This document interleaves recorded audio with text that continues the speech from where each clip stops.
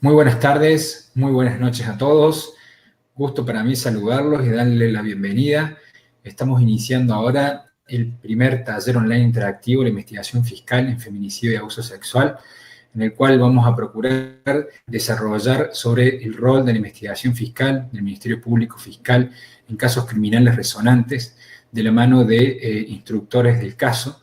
Así que creo que va a ser muy interesante para los peritos y para los abogados conocer la experiencia desde la mano de los especialistas y los que han llevado adelante la investigación. Hola, un gusto saludarlos a todos. Somos ahora 3.300 personas conectadas. En este momento voy a cerrar el chat por algunos instantes, simplemente por el hecho de que podamos prestar atención al desarrollo de la exposición del fiscal y posteriormente se va a ir activando con preguntas abiertas. Quiero pedirles que estén muy atentos porque es un taller interactivo en el cual se va a ir hablando sobre los elementos probatorios incorporados al caso y se los va a hacer participar con un sistema de múltiples opciones para que ustedes vayan dando su parecer de acuerdo a cómo creen ustedes que y tendría que llevarse adelante la investigación.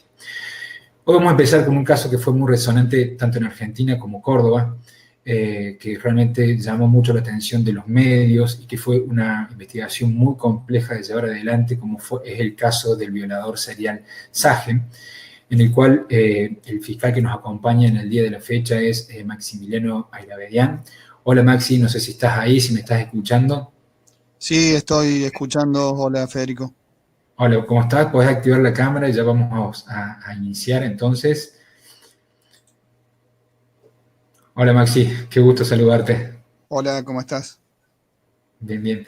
Bueno, Maximiliano Aylavedian, para aquellos que no lo conocen, si no lo conocen quiere decir que no son de Argentina, es un fiscal general federal actual, eh, doctor en Derecho, procesalista. Bueno, él ha escrito en distintas ramas, pero tiene cerca de 10 o más libros de su autoría. Y bueno, ha sido uno de los instructores de los tres fiscales del caso Sajem, así que para nosotros va a ser un verdadero gusto escuchar tu trabajo en la investigación, Maxi. Gracias por aceptar la participación. No, gracias por la invitación. Buenísimo. Bueno, antes de iniciar, simplemente comentarles de que este taller dura 5 días, cada día va a exponer un fiscal sobre un caso particular. ¿Sí? Si ustedes tienen algún inconveniente con el audio o con la imagen, le pedimos que toquen F5 para reconectar y que aquellos que es una formación completamente gratuita, es decir, que van a tener incluso las grabaciones con la posibilidad de adquirirlas y que les queden en su biblioteca. Y tienen la opción de adquirir un certificado con aval universitario de Hartman, con código de verificación internacional, el código QR, es decir, que le va a permitir presentarlo en cualquier institución pública.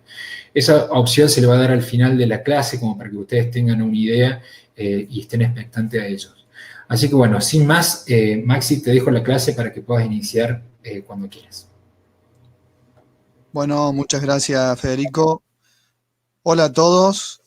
Ahí veía en el chat recién que algunos decían que no se escuchaba. No sé si, Federico, si está bien el audio, si se está escuchando. Si se escucha bien, hay algunos que tienen algún problema de conexión, pero tocando F5 van a reconectar, así que empezás sin ningún problema. Bueno, muchas gracias. Buenas tardes, buenas noches a los que están en otros usos horarios. Les hablo desde aquí, desde Córdoba, Argentina. Bueno, agradezco a Federico Baudino la invitación que me hizo para poder transmitir las experiencias de este caso que me tocó vivir como fiscal. Eh, bueno, en la época que sucedió este caso, es un caso que, como lo adelantó en la introducción, sucedió en la ciudad de Córdoba, Argentina, y mi actuación profesional en este caso empieza a partir de septiembre del 2004. Era un caso de un violador, de un abusador serial que venía cometiendo muchos hechos delictivos contra la integridad sexual en perjuicio de mujeres en la ciudad donde vivo, y había generado un gran estrépito y un gran pánico social por una serie de circunstancias que vamos a ir contando a medida que avancemos con el relato del caso.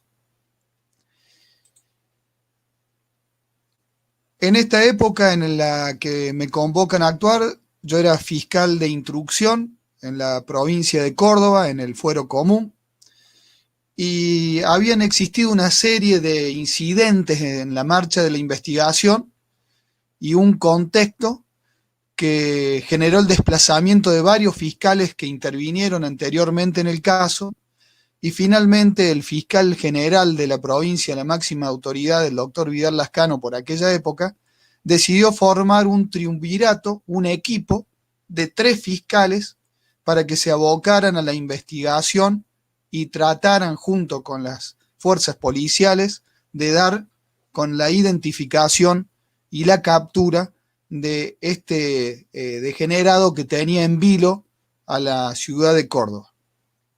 ¿Por qué tuvo repercusión y por qué se decidió formar el equipo de 3 fiscales en el que me encontraba junto a los doctores Ugarte y Pedro Caballero?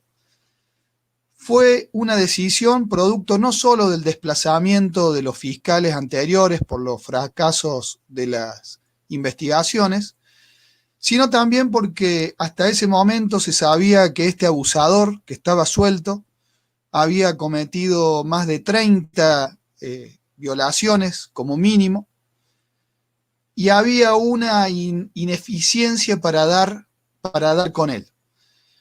Además, el tema se había también de alguna manera colado en la política local, porque las críticas sociales por la inoperancia de las instituciones del sistema para avances importantes en la investigación empezaron a generar remesones políticos.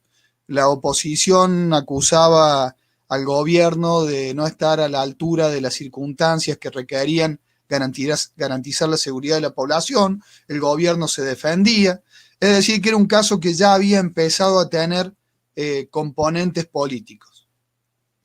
Es por eso que no solamente se decide formar el trío de fiscales para ver si se daba un vuelco en la investigación, sino que además, como muy positivo, se dota a este equipo de fiscales de todos los recursos materiales y humanos que necesitáramos por aquel entonces.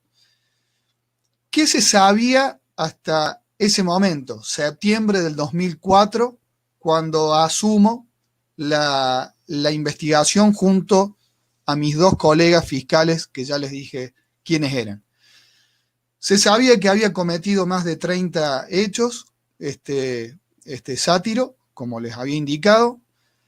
Había un identikit, un retrato hablado, que es el que están viendo en la imagen, que supuestamente respondía a sus características físicas, y también había un dato muy importante, que había prueba de ADN en muchos de los casos que se estaban investigando, en más de la mitad de los que se estaban investigando conjuntamente en esa época, había prueba de ADN, porque al cometer las violaciones, los abusos, el autor no utilizaba preservativos y de esa forma dejaba sus huellas genéticas que habían posibilitado la identificación del ADN, pero no se sabía quién era la persona.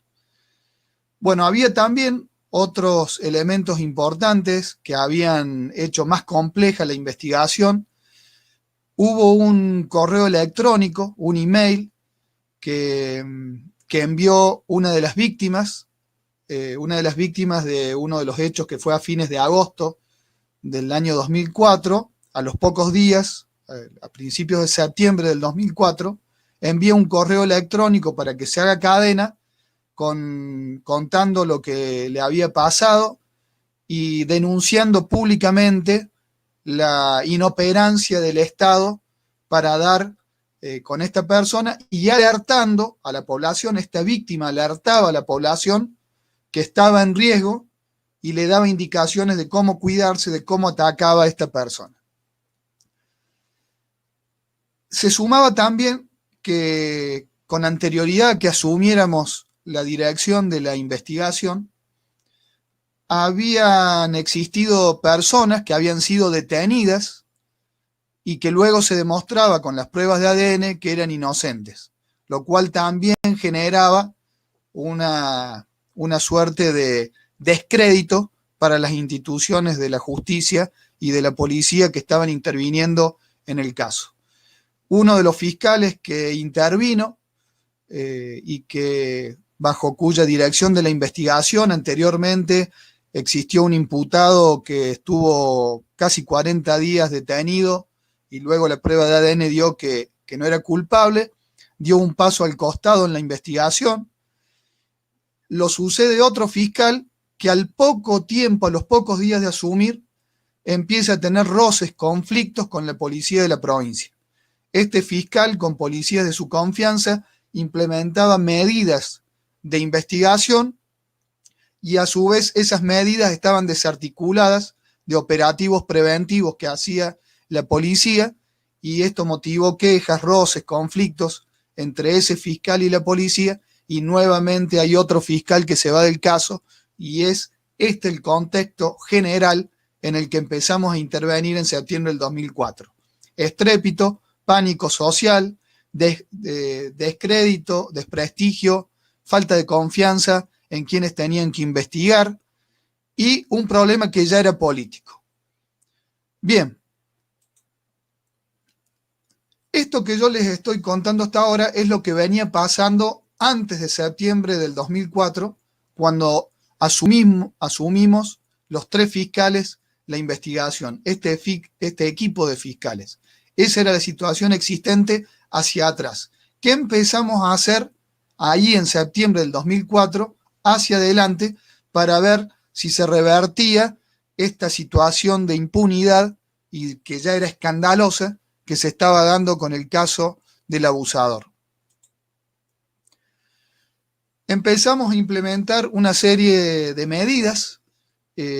La primera medida fue hacer un rastrillaje, un barrido de los casos de violaciones, de abusos que estaban caratulados como NN, que no se atribuían a este sujeto que estaba siendo buscado, pero que tuvieran datos que hicieran pensar que se trataba del mismo. Esto ayudaba porque si se obtenían más casos como pensábamos que ocurría, iba a dar mayor riqueza informativa de datos, de detalles para la investigación. Esta medida dio resultado porque de aproximadamente 30 casos que había en la mira cuando asumimos como fiscales en septiembre del 2004, al poco tiempo el rastrillaje de causas o de sumarios, investigaciones NN, había logrado casi triplicar el número de hechos que todo indicaba había cometido el mismo abusador.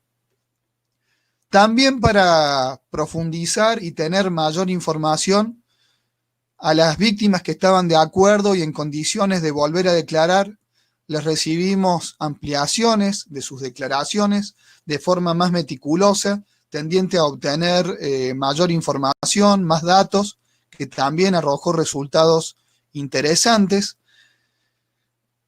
Hubo hechos que eran realmente insólitos, que habían ocurrido, insólitos para lo que estábamos acostumbrados en nuestra experiencia en la investigación de este tipo de delitos.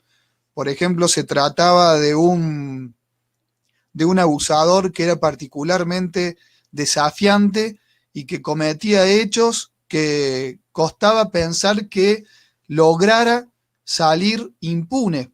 Por ejemplo, abordaba víctimas en lugares que eran muy transitados, que había mucha gente en la calle, y las llevaba caminando, amenazándolas, caminando por varias cuadras abrazados, hasta que iban a un lugar desolado, sin presencia de personas, y ahí cometía los abusos.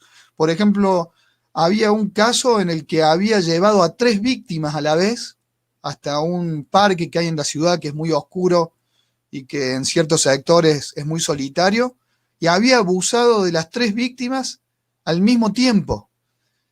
En otro de los casos también era muy llamativo porque había detectado que en un vehículo estacionado en un viernes a la noche en la puerta de un centro comercial, que había mucha gente en la calle, más allá de que era un día lluvioso, pero había mucha gente y autos circulando, detectó que en ese vehículo estacionado había dos mujeres conversando. Se metió adentro del vehículo y abusó en ese lugar, es decir, en un vehículo estacionado, cuando pasaban por al lado de vehículos personas caminando, autos en un lugar muy concurrido. Bueno, era de noche y los vidrios del auto estaban mojados por la lluvia, lo que dificultaba la visión desde afuera. Pero se trataba, como indicaban este tipo de hechos insólitos, de una persona verdaderamente desafiante que jugaba al límite con el riesgo a ser descubierto. También implementamos distintas estrategias o técnicas de investigación que eran distintas y sumamos distintas fuerzas policiales que las llevaban a cabo.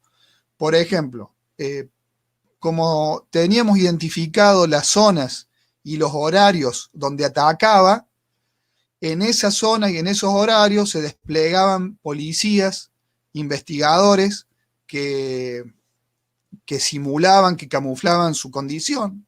Se utilizaban carnadas, es decir, mujeres, policías, que tenían la fisonomía, el tipo de persona que buscaba como blanco, como víctima, el abusador, que circulaban por los lugares donde él acechaba para ver si con esta carnada lograba morder el anzuelo y poder ser descubierto. Esta técnica tenía apoyo policial en las inmediaciones, había dispositivos policiales importantes. También se empezaron a hacer estudios comparativos de los casos, analizando el perfil de los hechos y de la persona que los cometía, con este aumento de la información que les dije hace un rato, habíamos decidido obtener y que pudimos obtener, rastreando casos anteriores que no estaban atribuidos a la misma persona, ampliando las declaraciones de las víctimas y de los testigos. Y con estos estudios de comparación de casos y de perfiles que tenían que ver con la personalidad del que lo estaba cometiendo, logramos realizar algunos primeros avances que fueron alentadores, a los que ya me voy a referir.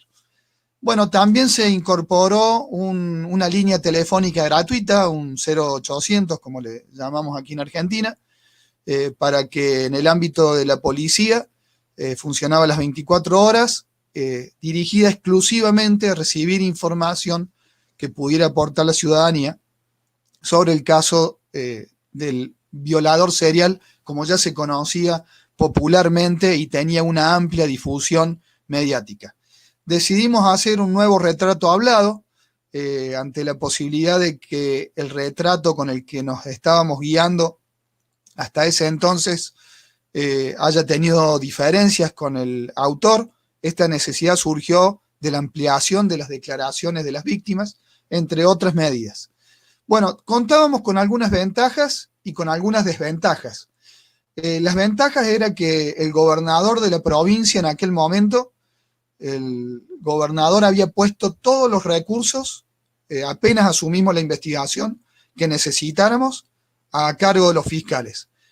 Pudimos contar con los policías mejores que en nuestro criterio tenían las fuerzas locales, pudimos contar con empleados, con vehículos, con todo lo que necesita una investigación.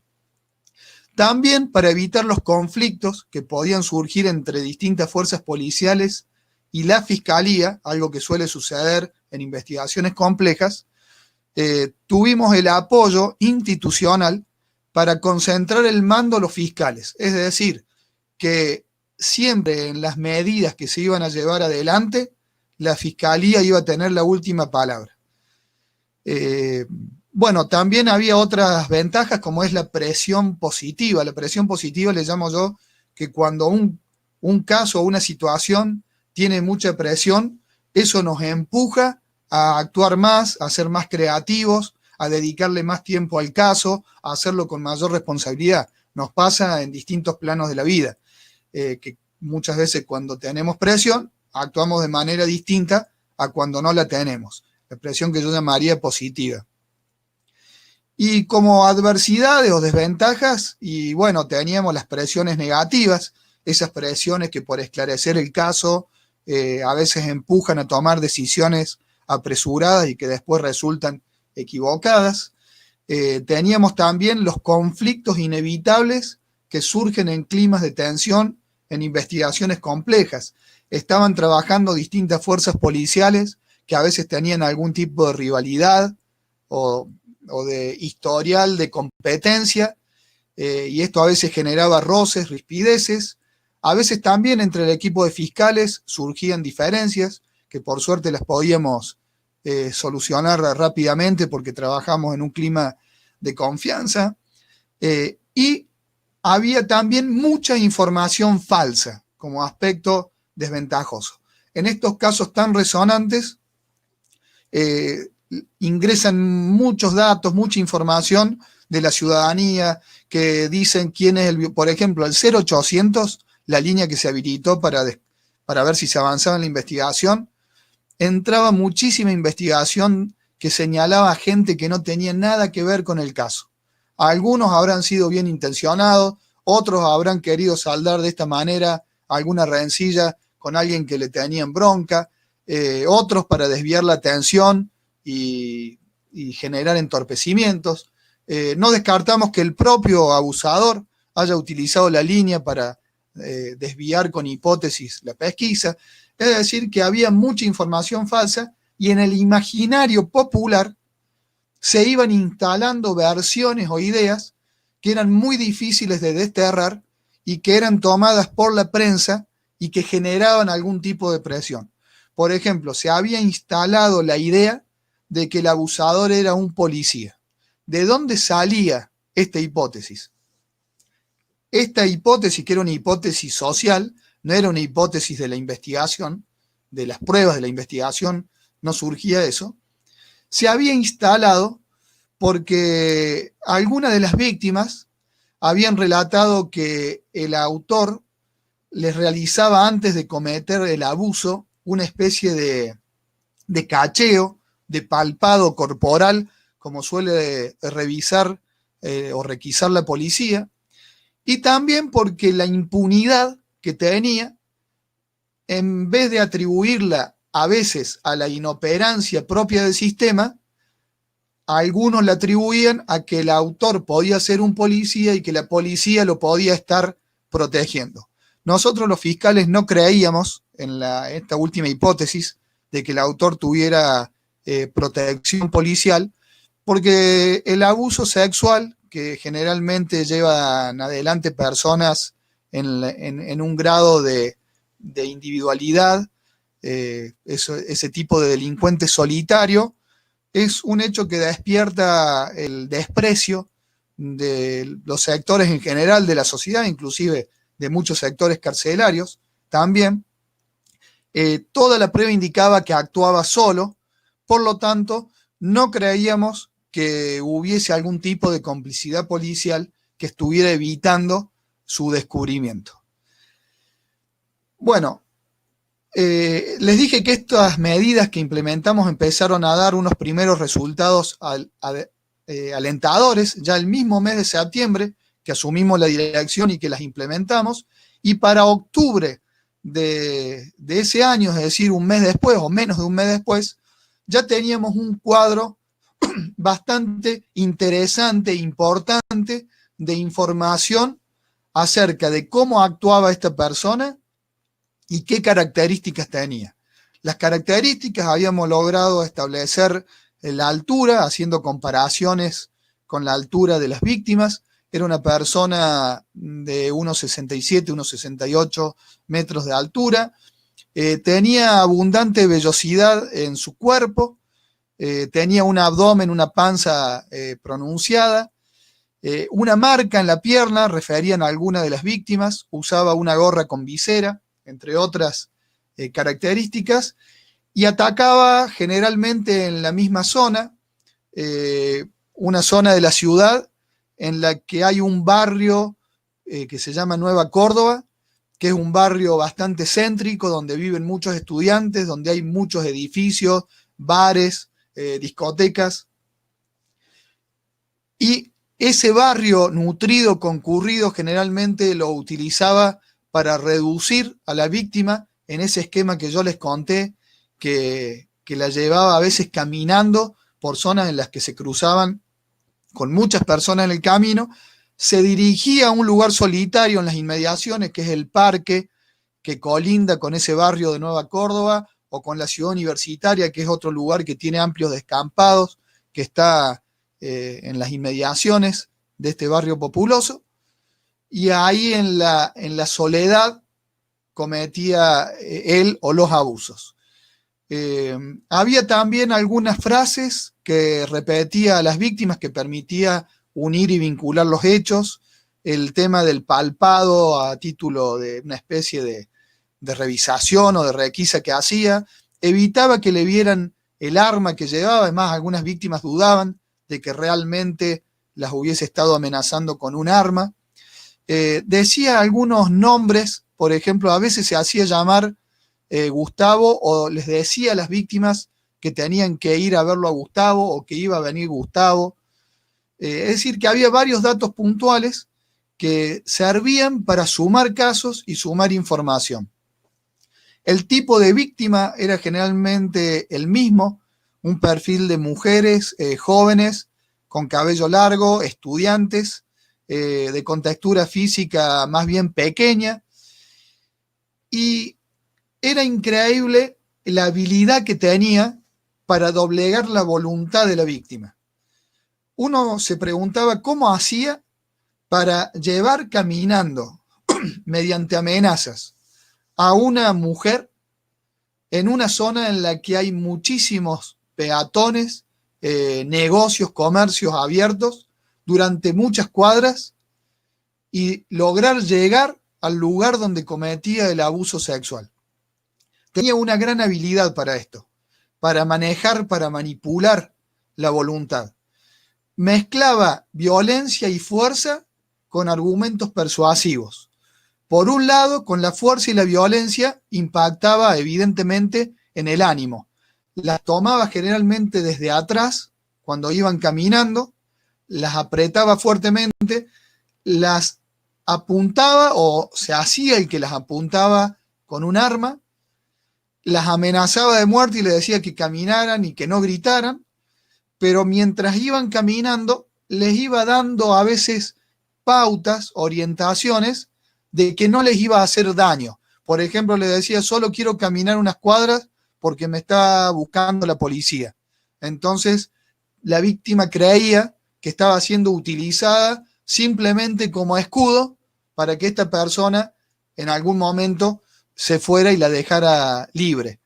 Es decir, que muchas veces iba combinando agresividad, fuerza y violencia con frases que llevaban a dar tranquilidad y sumisión con argumentos más bien persuasivos. Mientras tanto, el mal humor social crecía, las críticas a la investigación seguían, porque por más que habíamos asumido días antes, la gente, el gobierno, la prensa, todos querían soluciones y resultados rápidos, porque ya había un hartazgo, había miedo, había pánico inclusive en el sector donde sucedían los hechos, había mujeres que habían cambiado ya los hábitos, que habían empezado a llevar, por ejemplo, gas pimienta o aerosoles lacrimógenos en su cartera, o que caminaban grupalmente, o que miraban hacia atrás, etc. Y mientras tanto la investigación avanzaba, pero obviamente tampoco podíamos hacer magia y había que esperar que empezaran a rendir resultados las medidas que habíamos implementado. Ahora, vamos a la primera encuesta para los que quieran opinar.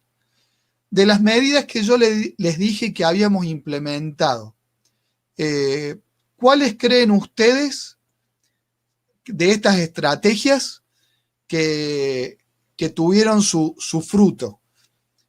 Por ejemplo, el 0800, el teléfono en el que entraba información.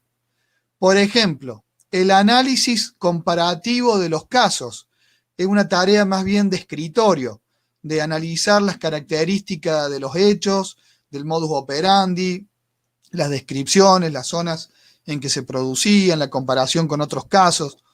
etcétera. Es decir, una tarea más bien analítica desde el escritorio, o la otra estrategia, por ejemplo, que era la que yo le tenía fe, que era la estrategia de utilizar carnadas, de utilizar un despliegue policial importante, tanto simulado, mimetizado en las zonas y horario de los hechos, como el gran patrullaje que se había intensificado en las zonas y en los alrededores donde sucedían los hechos. Yo les pregunto en la encuesta, ¿cuál creen ustedes que de estas estrategias fue la que en este caso dio resultados? Ahí, Maxi, no sé si alcanzás a ver ahí en las encuestas, Sí. están las respuestas, fíjate, está activada. Tenemos un 54% con la opción A, que es el despliegue policial en la zona. Bien, bueno, esa era la estrategia a la que yo le tenía más fe, a diferencia de otros de los colegas con los que interveníamos, porque yo partía de esta base. Yo venía de trabajar con la policía de la provincia, que era una de las fuerzas que estaba en la investigación. Había sido ayudante fiscal antes de ser fiscal y trabajaba con la policía directamente. Y la experiencia me había indicado que cuando la policía tenía una presión importante para esclarecer un hecho, generalmente el hecho se esclarecía. Y más aún cuando había recursos humanos y materiales para hacerlo. Algunos dicen, ojo, porque cuando nos decían, y lo sabemos, que, ojo, si la policía tiene mucha presión para esclarecer un hecho y tener un culpable, la historia, la experiencia indican que muchas veces existe el riesgo que en la desesperación de tener un culpable se termine incriminando a alguien que en realidad no sea culpable. Pero no le teníamos miedo a esta hipótesis porque acá había ADN. Es decir, que no se iba a poder encontrar un culpable que no era. Había una prueba científica que cuando se encontrara un sospechoso iba a permitir deslindar si era o no culpable o inocente.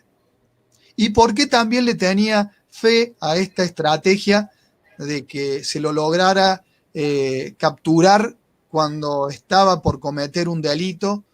Porque no solamente por la presión, era por la importante cantidad de efectivos policiales que había desplegados en las zonas y en los horarios que cometía el hecho. En los alrededores, en las proximidades, eran patrulleros uniformados, pero en las zonas puntuales más calientes eran policías que estaban mimetizados como cualquier civil que circulaba por el lugar, precisamente para no hacer que se desplace a otra zona y empiece a cometer hechos en otros lugares con todo lo que iba a significar. Entonces, para mí era cuestión de tiempo que como desafiaba, como no podía parar de cometer los delitos y siempre actuaba al borde del límite de ser descubierto porque parece que le emocionaba o le generaba algún tipo de placer este peligro, yo creía que esa iba a ser la perdición de él. Otro de los fiscales tenía más fe a la tarea de escritorio, a la investigación meticulosa, comparativa de casos, la elaboración de perfiles, y fue finalmente esta segunda hipótesis que yo les estoy diciendo, la investigación de escritorio, a la que le tenía más fe uno de los colegas, la que dio el primer gran avance importante de la investigación, que creo que fue en noviembre del 2004, es decir, cuando hacía 2 meses aproximadamente que habíamos asumido. ¿Qué se detectó en esta investigación analítica con todos los casos que habíamos logrado reunir? Bueno, no solamente que los casos no eran 30, sino que eran el triple, sino que además este abusador venía atacando desde mucho antes de lo que uno imaginaba. Detectamos que había casos que habían sido cometidos en 1991. Es decir, que era una persona que desde 1991 venía cometiendo abusos sexuales de una manera desafiante y estábamos en el año 2004 y nunca había sido identificado como el autor de esos abusos. En ese análisis comparativo de casos surgió un dato muy importante, que era un periodo que le llamamos el periodo ventana. Había un lapso de tiempo entre 1999 y 2002, aproximadamente 3 años y medio, años en los que no teníamos ningún hecho que tuviera características compatibles con la de este sujeto. Ahí estoy activando, Maxi, la encuesta. La encuesta. ¿Sí? Para ver qué opina la gente, el periodo ventana, si podría deberse a que estuvo preso, estuvo afuera de Córdoba o dejó de cometer hechos. Exactamente, empezamos a debatir en el equipo de fiscales y con el equipo de investigadores policiales a qué se debía este periodo ventana. ¿Estuvo preso? ¿Estuvo fuera de la ciudad? ¿Dejó de cometer delitos? ¿O justo hubo una época en la que hubo cifra negra y cometió abusos y no se denunciaron? Resulta que ese periodo ventana, que era interesante para profundizar, que era de 3 años y medio, tomamos como primera hipótesis más probable que podría haber estado preso. ¿Por qué podría haber estado preso? Porque 3 años y medio era un lapso bastante prolongado para que una persona haya estado afuera de la ciudad, por las zonas donde se cometían los hechos y porque siempre iba caminando. Teníamos la hipótesis de que no vivía lejos del lugar. Es más, Policía Judicial de Córdoba había hecho una proyección del lugar donde podía vivir y finalmente era bastante cercano de donde vivía. Entonces empezó a tomar fuerza la hipótesis de que había estado preso. Bien, había estado preso. Empezamos a hacer un estudio de quiénes habían estado presos en esos 3 años y medio. Se pidieron los legajos de todos los presos de ese periodo ventana. Eran aproximadamente, si mal no recuerdo, eran como 500 legajos de personas que habían entrado y salido de la prisión en esa época. Había que filtrar porque evidentemente con 500 personas no íbamos a hacer mucho. Entonces empezamos a hacer los filtros por característica física, por edad, por tipo de delito. Por supuesto que nos centramos con mayor interés en los abusadores. Bueno, también chequeamos quiénes de esos que habíamos preseleccionados habían estado presos también en épocas que se habían cometido delitos para descartarlos. Y así fuimos descartando y preseleccionando hasta que finalmente nos quedaron, creo que eran unos 10, 12 sospechosos en la mira, es decir, personas que habían estado presas en el periodo ventana entre 1999 y 2002, que tenían la característica física, la edad aproximada del abusador, que era una persona más o menos de 40 años, según 35, 40, 45 años, según las descripciones. Nos interesaron más los que tenían delitos sexuales. Y de estos 10 o 12, no me acuerdo bien cuántos eran, pero eran pocos, que ya habíamos tenido en la mira, surgió un sospechoso que era una pista muy interesante. Este sospechoso resultaba bastante atractiva la pista de que podía ser el autor de los delitos, porque en primer lugar tenía un antecedente por un delito sexual. Es decir, en el periodo ventana había estado preso por un robo a mano armada. Este robo a mano armada en una pizzería había sucedido en la zona en la que cometía las violaciones. El domicilio que él tenía era el domicilio que pensábamos estaba en la zona en la que podía vivir, porque era un área cercana a la que cometía los hechos, cercana porque podía llegar rápidamente en un escape. Y tenía un antecedente de cuando era joven por una violación, por un abuso sexual con acceso carnal. Es decir, que era bastante interesante la hipótesis que se había presentado. Tuvimos la suerte, fíjense ustedes estos detalles impensados que pasan en las investigaciones, que cuando estábamos analizando los perfiles, uno de los fiscales que intervenía en el equipo, que era el doctor Ugarte, en un momento dado recordó que esta persona que estaba siendo puesta en la mira de la pesquisa, cuando él era instructor, cuando era pinche, cuando había iniciado su carrera judicial, había llevado en los que eran antes los juzgados de instrucción, había llevado él como instructor la causa de la violación que se le atribuía había cometido de joven este sospechoso que teníamos como el favorito hasta ese momento de la investigación y que nos había dado muchas expectativas y entusiasmo de poder poner fin a esta historia terrible.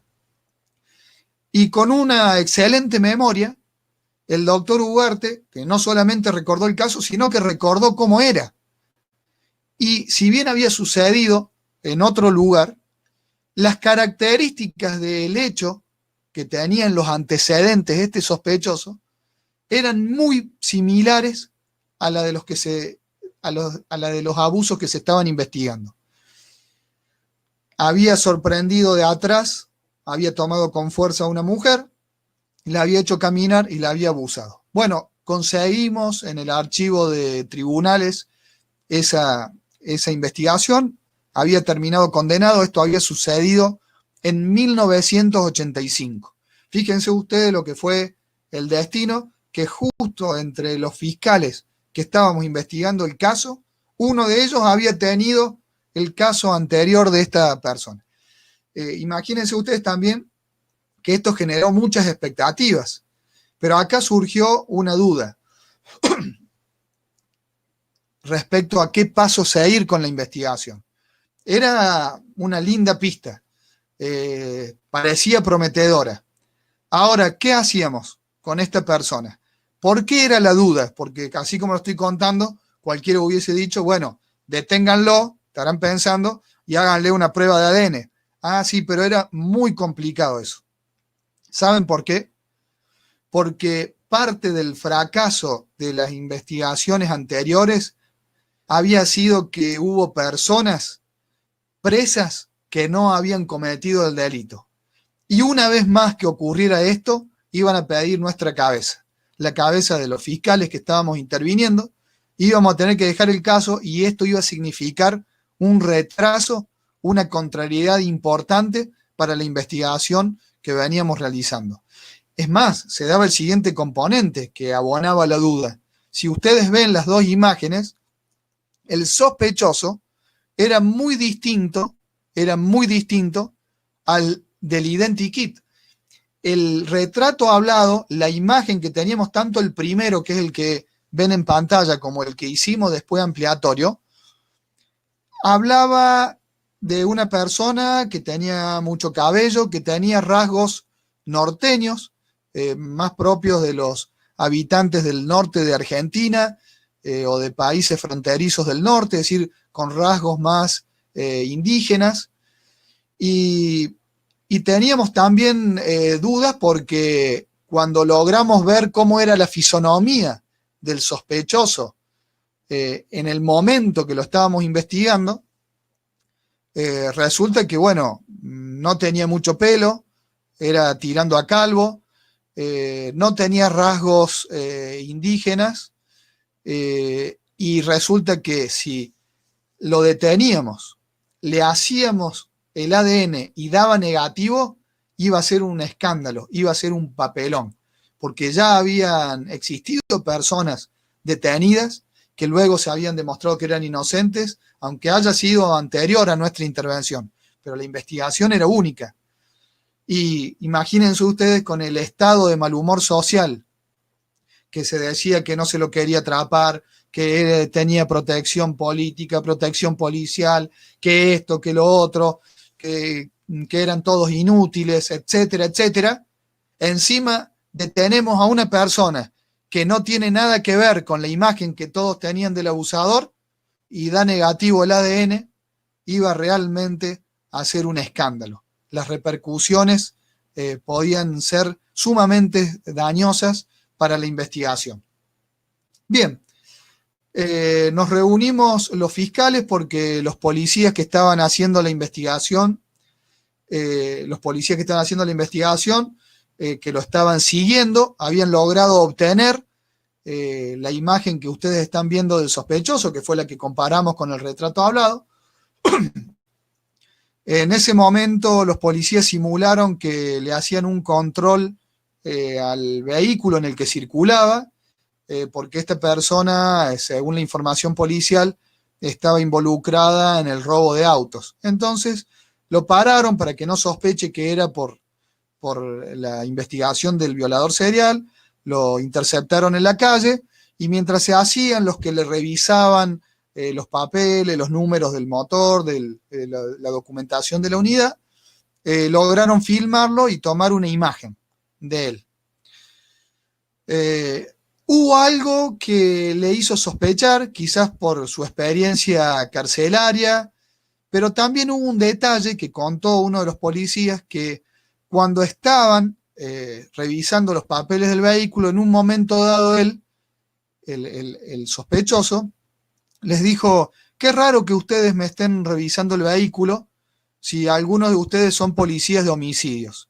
Efectivamente había policías de homicidios que estaban muy bien conceptuados, que habían sido sumados a la investigación y que estaban en ese procedimiento. Es decir, propio de alguien vinculado al mundo del delito, que conoce a policías que a su vez son conocidos. Es decir, que hubo algún tipo de intranquilidad por parte de él por lo que había ocurrido. Hacemos una reunión, los 3 fiscales, con los jefes policiales que estaban interviniendo para decidir qué hacer. A ver si podemos ir a la encuesta, a la número 3.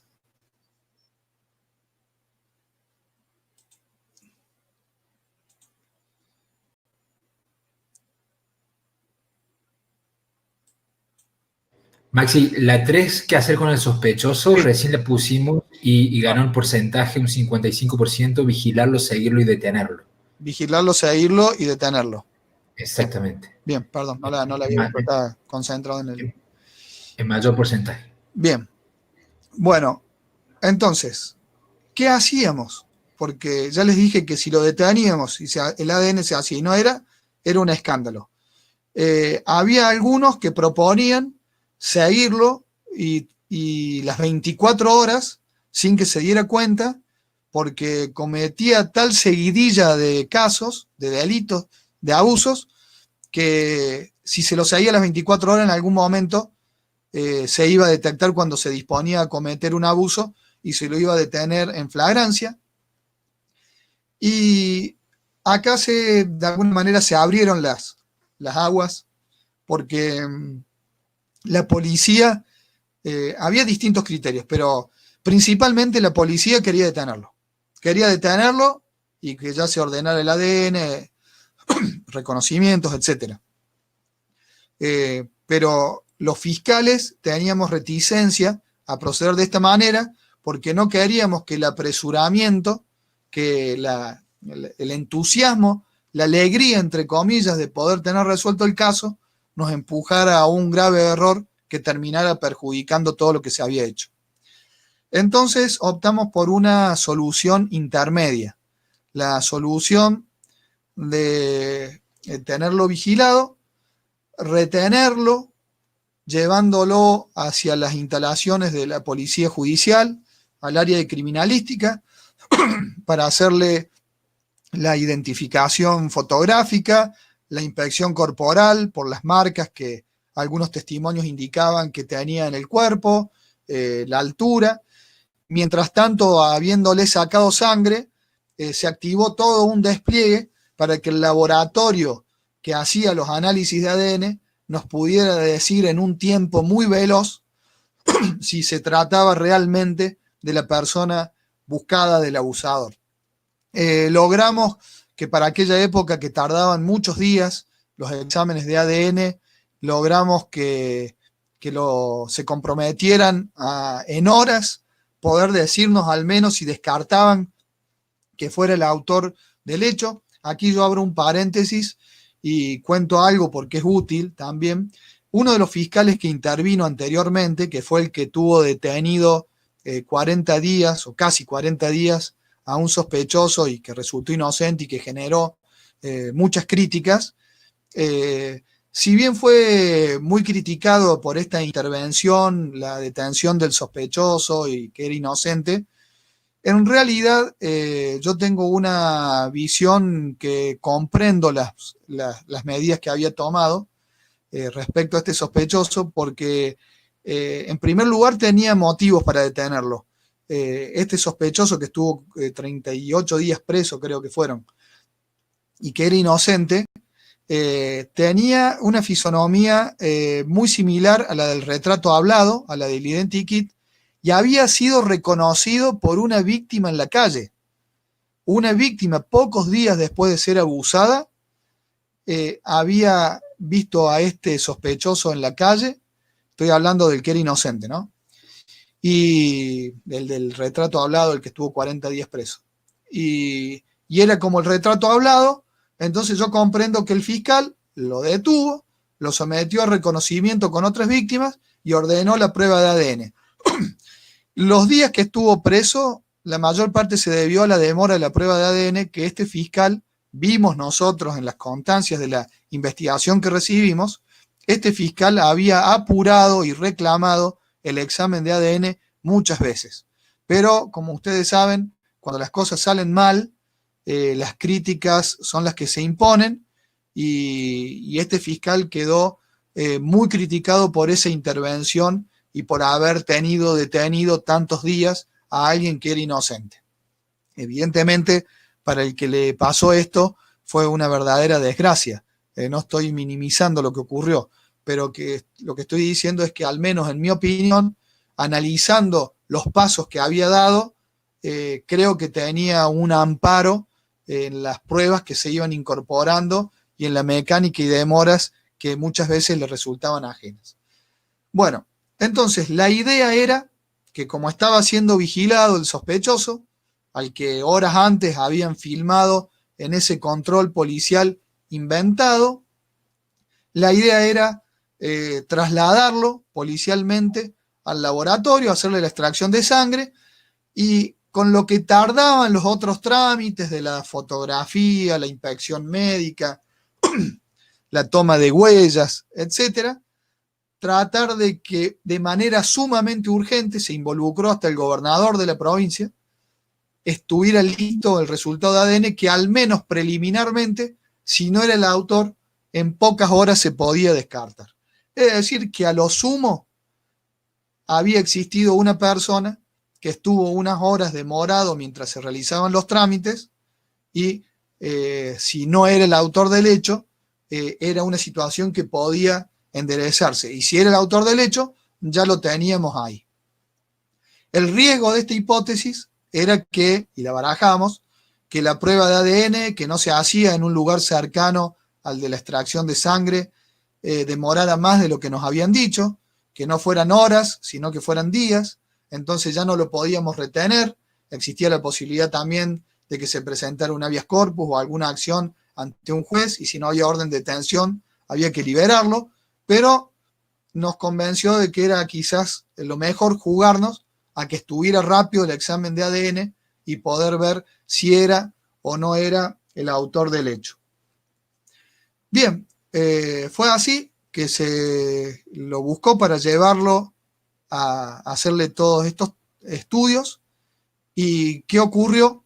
Se ve que dudó, se ve que sospechó, se ve que se dio cuenta cuando le tomaron la fotografía, cuando hicieron el procedimiento teóricamente de rutina en el que le controlaban el auto, se dio cuenta y desapareció de los lugares que frecuentaba. Y ahí empezó una búsqueda, no solamente en allanamientos a su domicilio, tenía la familia en la que vivía principalmente y otra familia paralela, se allanaron las dos casas, se allanaron casas de familiares, de todos los familiares, de amigos, de personas que estuvieron presos con él. Hubo un gran despliegue policial, pero se lo había tragado la tierra. No estaba por ningún lado. ¿Qué creen ustedes? ¿Creen que lo encontraron en los procedimientos en los días siguientes? ¿Creen que era el autor del hecho? ¿Creen que no lo era? Ahí está activada la encuesta. Sí, estoy viendo, la mayor parte sí lo encontraron y que no lo encontraron. Y respecto a qué era el autor del hecho, que es la encuesta siguiente, ¿qué creen? ¿Era realmente el autor o nuevamente estábamos ante un nuevo fiasco en la investigación? Que es la encuesta. Ahí estamos publicando. Sí, Fíjense, chicos, los asistentes que estén muy atentos porque aparecen las encuestas y desaparecen rápido porque son varias las que hay. Así que estén atentos para responder rápido. Y estamos viendo que el 80% aproximado dice que sí era. sí era. Bien. Efectivamente era el autor del hecho. El ADN se pudo hacer porque en los allanamientos, si bien no lo encontramos, pudimos secuestrar elementos personales de él que tenían material genético, peine, cepillo de diente, ropa interior, sábanas, etc. Y no solamente estos elementos secuestramos que se pudo determinar que el material genético le correspondía, sino que además la familia de él no podía creer que fuera el abusador, porque en su ámbito familiar, si bien sabían que podía estar cometiendo delitos contra la propiedad, no les entraba en la cabeza que pudiese ser el abusador tan buscado en Córdoba. Por eso la propia esposa aceptó que, junto con algunos hijos, que le hicieran extracción de sangre para comprobar y despejar la duda de que ellos creían que no era el autor del delito, confiados en que iba a dar negativo. Pero esto demoró algunos días y se había identificado al abusador. Pero el caso no estaba cerrado, porque no lo teníamos, estaba suelto. Y aunque no lo crean, estando suelto y estando siendo buscado y sabiéndose tan buscado, fiel a su personalidad desafiante, continuó abusando. En el periodo en el que estuvo siendo buscado, los días, todo esto sucedió en diciembre, a fin de diciembre. El 26 de diciembre cometió un abuso, el 27 de diciembre cometió otro abuso cuando no se lo podía encontrar y se lo buscaba por cielo y tierra. Fíjense ustedes qué personalidad compleja que tenía.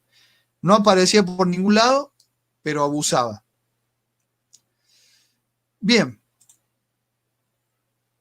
ahí tuvimos que debatir también qué hacer frente a esta imposibilidad de encontrarlo.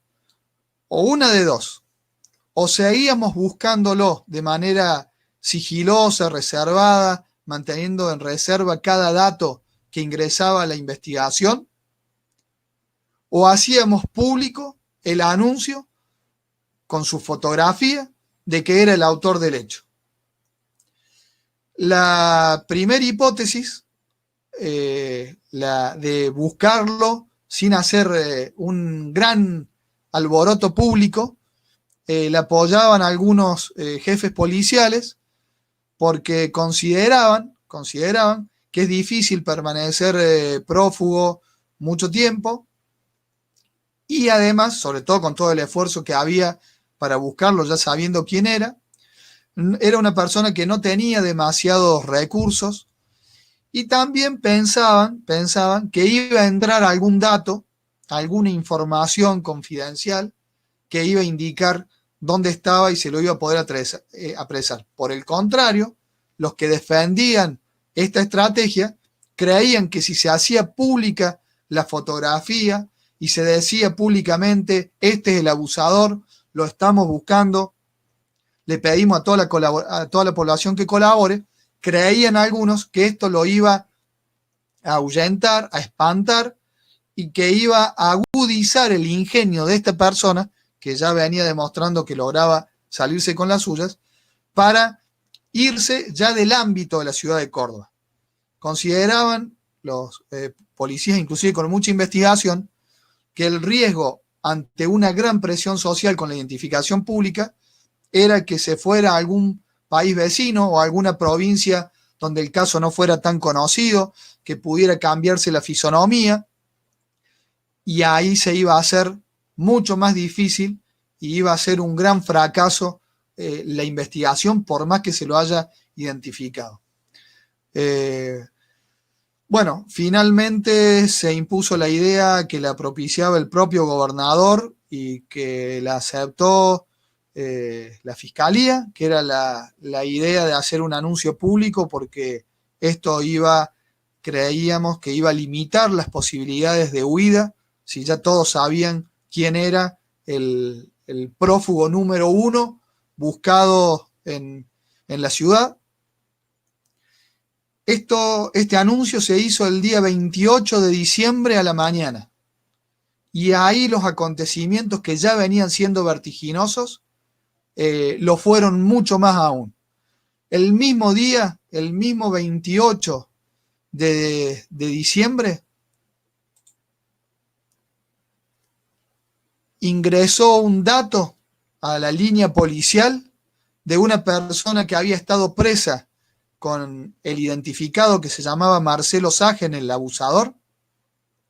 Un dato de una persona que lo conocía, diciendo dónde estaba y que se estaba yendo por un determinado barrio de la ciudad.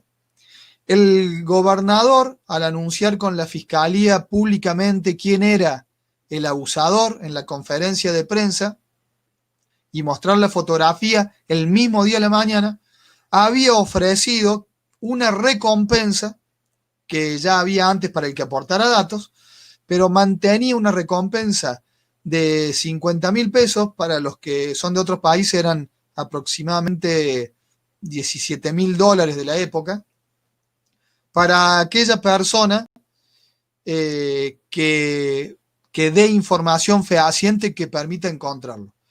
Ofrecen la recompensa, el gobierno, el día 28 de diciembre a la mañana en la conferencia pública de identificación, y el mismo día lo delata un compañero de la cárcel que lo conocía de la prisión y que llama a la policía diciendo por dónde estaba circulando. Estaba circulando camuflado, con el cabello teñido, para no ser descubierto, y con una pistola 11-25. Llegan rápidamente móviles policiales, lo rodean, le dan la orden de que arroje la pistola y que se entregue, y se dispara en la sien, queda gravemente herido, queda agonizando, lo trasladan a un hospital de emergencias de la ciudad de Córdoba. En sus pertenencias, además del arma con las municiones, también llevaba Viagra. Recordemos que los 2 días anteriores había estado cometiendo abusos, es decir, que pensaba seguir cometiéndolos. 28 de diciembre sucede todo eso, curiosamente el Día de los Inocentes, y 2 días después muere en el hospital de urgencia. Yo fui con personal de la Fiscalía al hospital de urgencia a interiorizarme sobre la evolución de la salud. Estaba con muerte cerebral. Nos pidieron que no informáramos públicamente en ese momento la información, y realmente nos habían adelantado los médicos que era imposible que sobreviviera, más allá de que en ese momento no lo podían decir, porque siempre hay que esperar la evolución, pero que ya se había determinado la muerte cerebral. Inclusive nos permitieron ver la situación en la que se encontraba, y era realmente la situación de un muerto al que una máquina lo hace respirar. No quiero entrar en la redundancia de decir artificialmente, pero como una máquina que infla y desinfla un cuerpo que ya yace claramente sin signos de vida. Esto sucedió 2 días después de que se disparó. Hubo que hacer la investigación también de la muerte para determinar si se había disparado él, que esto arrojó efectivamente que se había disparado con el arma que llevaba, que había sido un suicidio. También estuve en la morgue judicial cuando fue la circunstancia de la autopsia, no en el acto mismo de la autopsia, sino en las circunstancias concomitantes, que hablamos con los médicos forenses, y ya nos habían adelantado antes de que estuviera el informe por escrito, de que no tenían ninguna duda de que se trataba de un suicidio. Esto viene al caso porque cuando sucede esto, con toda la conmoción que había generado mediática, social, etcétera, por supuesto que siempre están las versiones que descreen de las versiones policiales, que decían, no es el autor del hecho, lo debe haber matado la policía porque lo dejaron que se escape al verdadero autor. Es decir, las versiones que circulan siempre ante cualquier acontecimiento importante. Por eso hacíamos un seguimiento muy próximo de cada paso que se iba dando para comprobar que la hipótesis que manejamos eran las que estaban en la buena senda y que eran las correctas. Bueno, ya han estado las encuestas de qué creen que opinaban las víctimas de este final, qué pasó con la recompensa, cómo era esta persona. Bueno, cómo era, contrariamente a lo que muchos imaginábamos, que nos los imaginábamos quizás un ser retraído, solitario, que vivía solo, que no se relacionaba mucho con la gente, que podría haber tenido un ámbito de rechazo, con dificultad para relacionarse con el sexo opuesto. Bueno, esas ideas que teníamos en base a preconceptos que podía ser la personalidad del abusador, no era la que realmente tenía. Era sociable, una persona que en su velorio, en su sepelio, hubo muchísimos familiares, amigos y vecinos. Los vecinos le tenían buena consideración y no podían creer que fuera el abusador.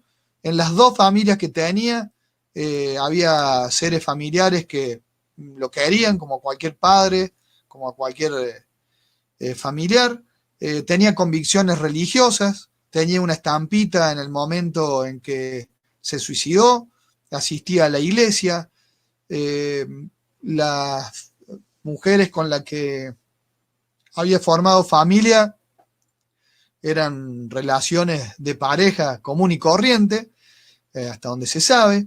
Es decir, que no era lo que creíamos que era la personalidad de esta persona. ¿Qué opinaron algunas víctimas que dieron después su parecer a los medios? Ana, que es un nombre supuesto, que fue la que hizo el correo electrónico que generó gran conmoción y que dio un sacudón a la sociedad, al gobierno, a la policía, a la justicia, por la inoperancia del caso y el peligro que corría un sector de la población. En una entrevista mucho tiempo después, se mostró en contra de que se haya matado. Hubiese preferido que sea juzgado y condenado. Hago la aclaración que hubo víctimas que criticaron la estrategia de difundir públicamente la fotografía, la identificación y lograr esta suerte de cacería pública del violador serial que terminó con el cerco, el acorralamiento y el suicidio. Hubo varias víctimas que hubiesen preferido que sea apresado y que sea llevado a juicio.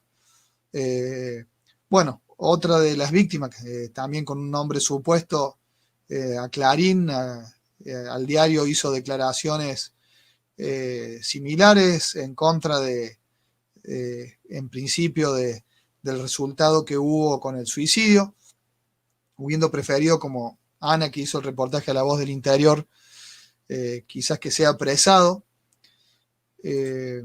Bueno, ¿qué ocurrió con la recompensa? Con la recompensa, a pesar de que estaba comprobado que fue localizado por la policía por una llamada telefónica al 101, estaba el teléfono celular desde el que se había hecho la llamada, la persona que la había hecho, que era el que se presentó a cobrar, El gobierno en un principio no quiso pagarla. Así que la persona tuvo que iniciar un pleito, un reclamo, y bueno, estoy viendo ahí las encuestas, efectivamente tuvo que iniciar un juicio, un pleito, un reclamo, y tengo entendido que logró cobrarla después de tener que poner abogados y bastante tiempo después. Cambios que generó el caso. Se podría pensar que, bueno, muerto el abusador, se terminaron los hechos que él cometía y que después la vorágine diaria hace que un caso vaya tapando al otro. Bueno, esto no fue así.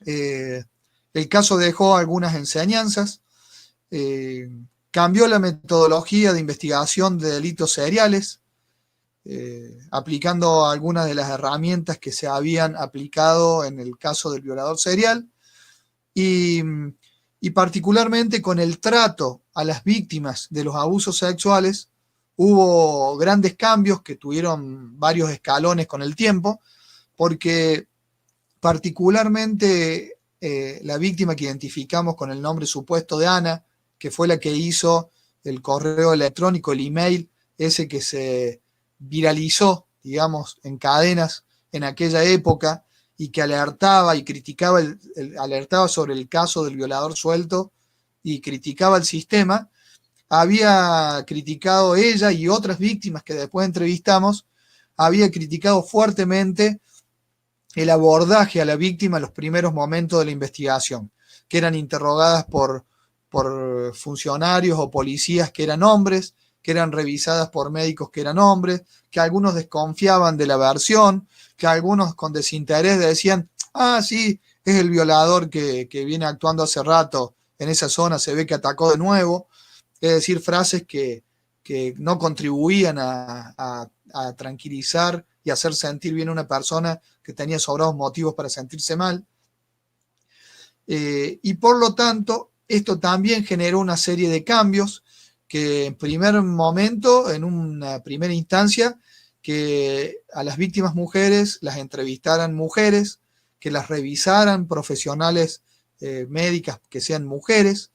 Luego se formó una unidad judicial de investigación con policías que hacían cursos para saber y prepararse en las cuestiones de género, que se llamó la Unidad Judicial de la Mujer y el Niño, y bueno, luego esto se agrandó y formó parte de un polo multidisciplinario que actualmente se llama el Polo de la Mujer, donde funciona la Unidad Judicial Especializada de Delitos contra la Integridad Sexual. Es decir, que es un caso que con todo lo malo que tuvo, también dejó algunas cuestiones que desde lo institucional fueron importantes para la evolución de las ciencias forenses, de investigación, penal, etc. Bueno. Maxi, tengo una consulta, justo que estás hablando de ese tema. ¿Puede ser que vino personal de la beca alemana a colaborar con el Sí, caso? yo tengo información que estuvo trabajando con Policía Judicial de Córdoba, que contribuyeron en algunos de los estudios de perfiles que hicieron, pero en lo personal no tuve ningún contacto con ellos, solamente tengo la versión de que estuvieron, que asesoraron. Los que mejor conocen de ese contacto es Policía Judicial, que es una de las fuerzas que participó activamente en la investigación, haciendo aportes que fueron muy valiosos para la época. Sí, a partir de este caso también se fortaleció el Departamento de Análisis de la Conducta Criminal en Policía Judicial, que hasta el día de hoy realmente tiene mucho trabajo y Sí, funciona muy hubo bien. muchas otras consecuencias positivas que quedaron para el sistema, así que de alguna manera ayudó a evolucionar algo que había dejado mucho que desear en ese momento. No, Listo, no te interrumpo. yo Si querés con eso he seguir después. terminado, así que bueno. Perfecto, porque ahora hay algunas consultas muy interesantes que están haciendo los asistentes, ya Bueno, abrimos el chat. Antes de hacerle las consultas, quería comentarles de que este es un taller online que dura 5 días, son un fiscal por día y un caso por día, ¿sí? Es decir, que se va a acreditar por cada jornada 2 horas cátedras y al final de cuentas el taller va a acreditar 10 horas cátedras, ¿sí? Como decía recién, es una formación completamente gratuita, pero que aquellos que quieran certificarse, quieran tener un diploma certificado que lo avala Reconstrucción Forense Especializada de Argentina y Universidad Harman de México, que tiene un código QR de identificación internacional, es decir, para poder presentar en cualquier institución pública, va a poder acceder por el término de 24 horas a este precio preferencial de $15 convertido a moneda local, serían 950, 990 pesos argentinos, y también, bueno, lo pueden hacer al cambio de cualquier moneda. Se puede pagar con tarjeta de débito, crédito o incluso por Rapipago, OXXO, de cualquier forma o PayPal, ¿sí? Entonces ahí tienen el link para que aquellos que se quieran certificar, como dije recién, es una opción. Ahí estaban consultando entre las preguntas que fueron todas muy interesantes. El tema de si él estuvo preso anteriormente por abuso sexual, ¿no tenían ADN? no, porque había estado preso en 1985 y cuando esta investigación nos hacemos cargo era el año 2004, es decir, de 1985 al 2004 habían pasado casi 20 años. Era una época, en 1985, no teníamos prueba de ADN para los casos de abuso. Yo siempre me pregunto lo que era la investigación en la época que no había ADN, las personas inocentes que han sido apresadas y condenadas por hechos que no cometieron. Porque si en este caso no hubiese existido la identificación por ADN, yo estoy seguro, o tengo la impresión, toda la impresión, de que hubiese terminado condenado un inocente, por ejemplo, el que estuvo preso casi 40 días, que había sido reconocido con seguridad en la calle por una víctima y que era muy parecido, coincidía totalmente con la descripción y con el identikit. Bueno, en 1985 no había, pero bueno, por lo visto fue condenado con justicia en aquel caso. Uno de los puntos interesantes, bueno, esta ONG de Estados Unidos, Innocent Project, que ha reabierto muchos casos en Estados Unidos, y después ahora está Innocent Project Argentina, México, en el cual con el uso de nuevas técnicas o nuevas tecnologías reabre casos con condena y ya tiene más de 350 casos en que demostraron la inocencia y el ADN ha sido una prueba muy significativa. Hay una pregunta de Valeria que de repente me interesa escucharte, a ver qué opinas vos, Maxi, que pregunta, ¿qué te generó el caso cuando vos lo investigaste? Buena pregunta. Pasamos por distintos momentos en la investigación. Al principio, como era un caso ajeno, en el que yo no intervenía como fiscal, era un caso en el que opinábamos, en el ambiente en el que nos movíamos, como el que opina de un caso que lleva a otro, es decir, con cierta liviandad. Cuando me convoca el fiscal general de la provincia junto a los doctores Caballero y Ugarte, por un lado, yo en aquella época era joven, ahora ya no lo soy. Agradezco, Federico, que hayas puesto mi foto de aquella época, que ya tiene 15 años. Sí, gracias, porque me beneficia bastante por lo que veo. Bueno, era joven, llevaba poco tiempo como fiscal, yo hacía un año que era fiscal, más allá de que siempre había trabajado en el fuero penal y había hecho toda mi carrera en el fuero. Entonces, en ese momento, por un lado, sentí una especie de satisfacción que un fiscal general, el jefe de todos los fiscales de la provincia, el doctor Vidal Lascano, confiara en un fiscal joven para poner a cargo de un caso como ese. Se combinaba o contrastaba, por ejemplo, con el doctor Ugarte, que tenía muchos más años que yo y por lo tanto tenía mucha más experiencia que yo. También era un fiscal que, bueno, luego fue ascendido, actualmente es camarista del crimen, pero era muy respetado en en el fuero, por eso también daba confianza trabajar con él, y con el doctor Pedro Caballero, con quien yo tenía un gran aprecio y una gran confianza. Es decir, que estaba en un equipo en el que me sentía cómodo y tenía la satisfacción de que, siendo un fiscal nuevo, me permitían trabajar con un fiscal antiguo y poder hacer aportes. Luego pasó a otra sensación, que era la sensación de la presión y de la responsabilidad, y cuando dice, bueno, a ver en qué me he metido, por todas las circunstancias que rodeaban el caso.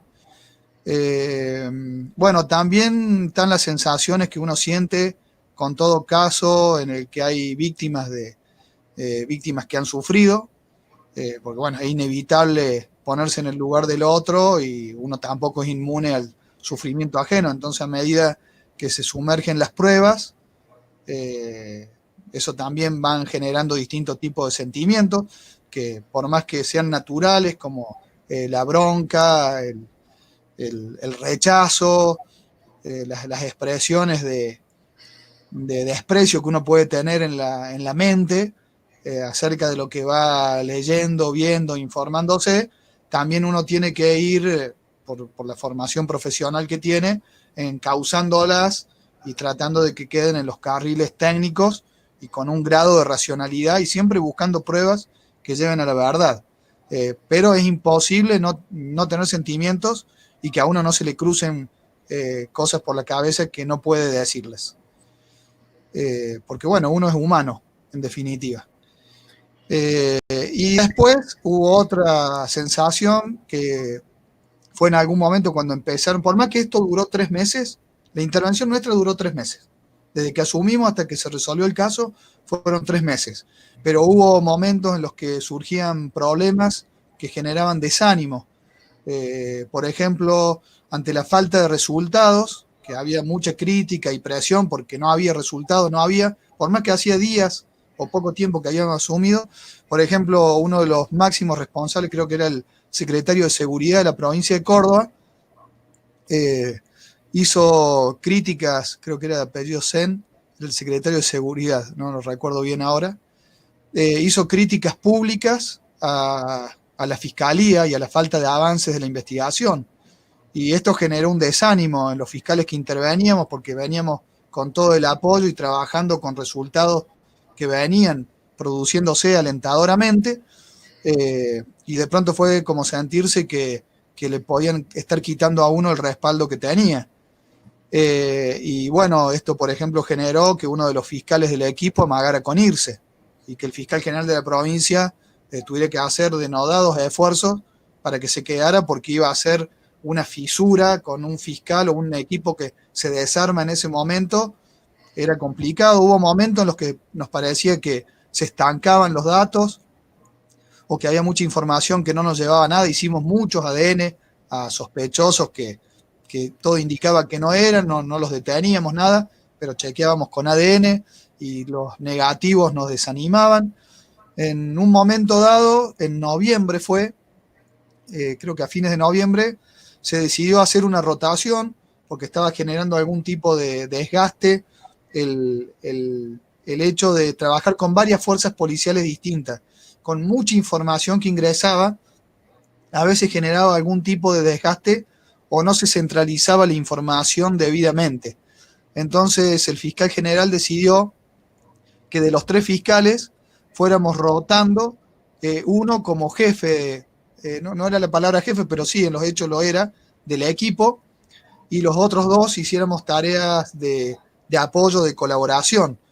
Por ejemplo, cuando sucede el periodo ventana, el gran avance del caso, estaba liderando la investigación el doctor Ugarte. Creo que a él le habían sacado todos los casos restantes que tenía como fiscal y se había abocado directamente a este caso, mientras los doctores Caballero y yo manteníamos también la actividad en nuestra fiscalía. Y en ese mes, en esos últimos días de noviembre y primeros días de diciembre, teníamos una intervención menor. Entonces eso nos daba cierta, por ahí, comodidad para poder seguir trabajando con mayor énfasis los otros casos que teníamos.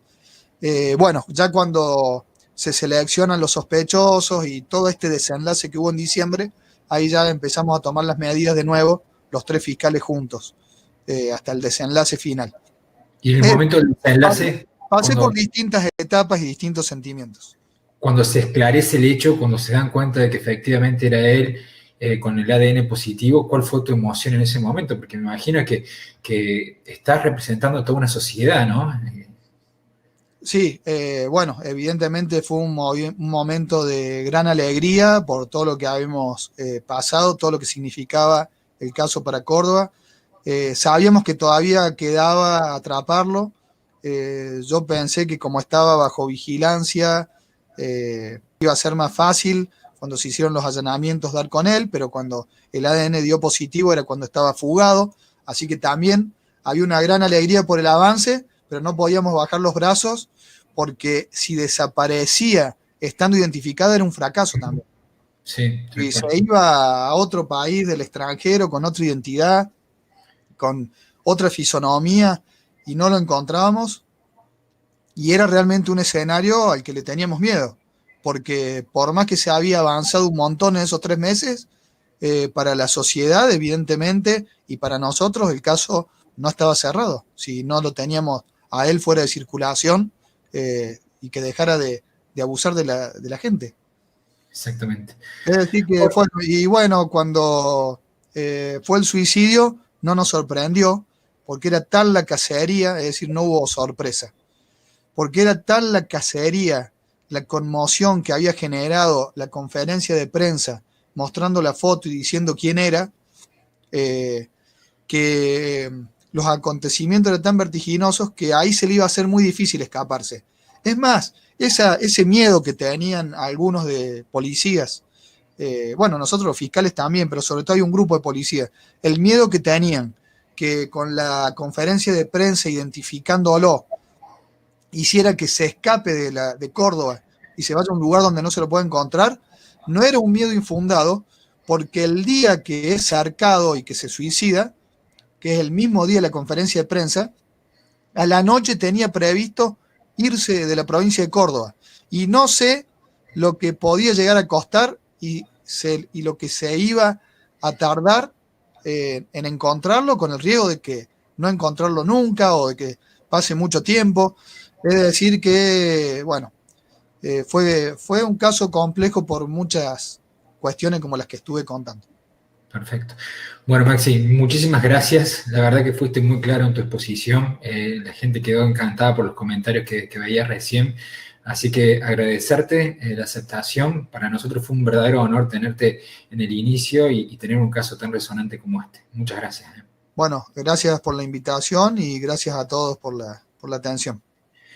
Ahí cualquier duda que tengan, chicos, tienen ahí activado para el WhatsApp, por cualquier duda que tengan. Mañana va a estar el fiscal Fernando Moedo exponiendo un caso en el cual se debatió si había sido un suicidio o un homicidio, acusado inicialmente por feminicidio. Realmente fue muy interesante ese caso, así que los espero mañana a todos. Y bueno, ahí vemos los paneles de agradecimiento de los asistentes. Bueno, un verdadero gusto para nosotros contar con tu presencia, Maxi. Así que bueno, será hasta la próxima. Gracias por todo. Muchas gracias, Federico. Gracias a todos. Saludos. Adiós, chao, chao.